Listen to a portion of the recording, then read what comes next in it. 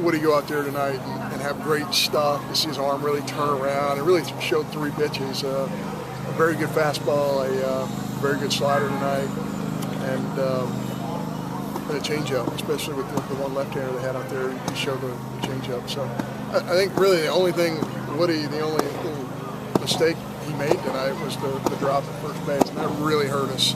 Because if we get in the dugout right there, and what's really frustrating is we work on that so much, and I know it's going to kill Woody because he's a perfectionist and he works so hard on his defensive play. But those are the plays if you're going to win at high level and win tournament play, you got to make those types of plays. But his overall performance tonight was great. Miles comes in, does a great job, fills up the strike zone, creates some movement.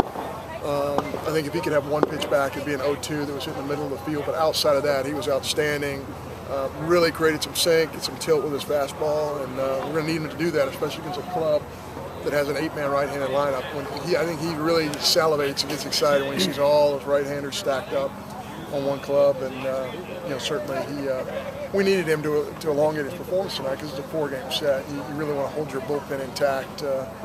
For the next 3 ball games. What did you see in them that said, let's run tonight, or did you just come in playing for run regardless? A bunch of right-handers, and they have a lot of young guys on their staff. So anytime you see a young guy on the mound, they're much more susceptible. In fact, late in the game, their second baseman made an unbelievable play in the middle of the field. He does the deal behind his back, and he keeps a runner on third base there. And I immediately turned to our student manager standing right next to me. I said, I haven't even looked at the roster. That guy's got to be a senior, and he was. You can just tell the game savvy of the kids who have been around and played, and he certainly, as an older kid, and you're going to run more against younger guys, and we kind of saw that they're going to throw a bunch of guys tonight, some younger guys. We felt like there was some availability there. Made some changes in the lineup defensively, and I think almost everyone kind of contributed tonight, whether it was in the lineup or defensively. Yeah, I think Jacob and then the play Jacob makes just really is a special play, and that's what has to be special about our club. When we make a mistake on the mound, we've got to have defenders in the outfield who can run and go get the ball, and that's exactly what happened. That's not an easy play. I don't know how many outfielders in our league could have made that play, and he made it look easier than it was. But that's what team baseball is. It's knowing that you can make a mistake on the mound and still have guys who run it down in the outfield. Certainly that was a big time play. Reed playing third base for the first time for us in a real game.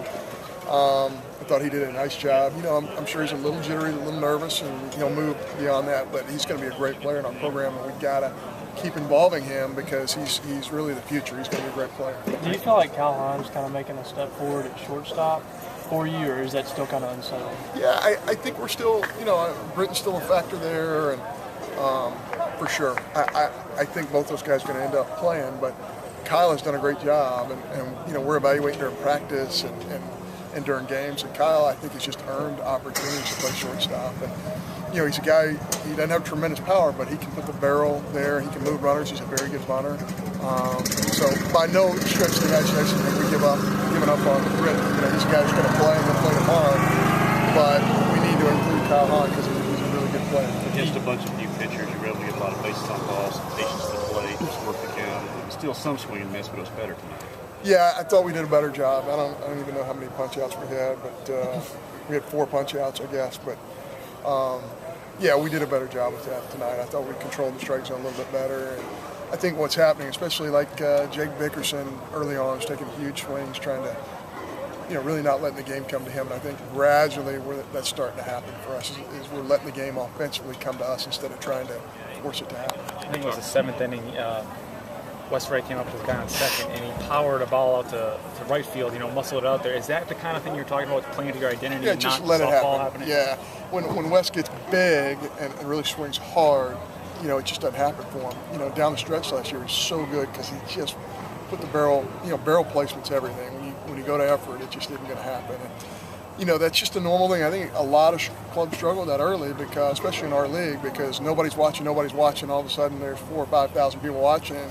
And you want to show them how much improvement you made instead of just letting the game come to you. And I think we're starting to settle in. At least I hope we're starting to settle in and allow the game to come to us offensively. Is there a difference also with CT? I mean, he's hitting balls back up the middle tonight again, after kind of trying to pull everything the other night. And there's a big difference. He has a couple of hits tonight and has some big ones. Yeah, CT's flung it well, and there's no doubt that we need him. You know, he's a senior on a club that lost some pretty good players last year, offensive players, so we need him to step forward. And, you know, he's also had good at-bats. He's had some walks, and he's had some HBPs. He's hung in there tough, and I got to go in there and see how his shoulder's doing.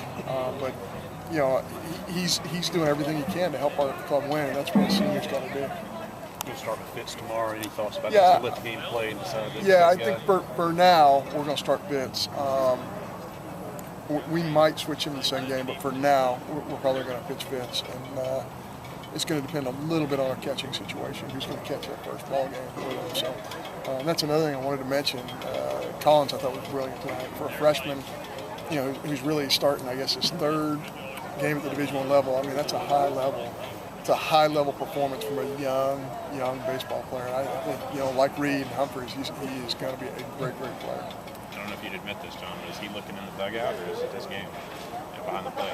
Yeah, is it Tonight? To call it, yeah. Yeah, he spent so much time with Coach Thompson. You talking about calling pitches? Yeah. Getting through. Yeah, he spent so much time with Coach Thompson. I think he's really in tune, which is really very difficult for a freshman to do, but he's really coming along nicely.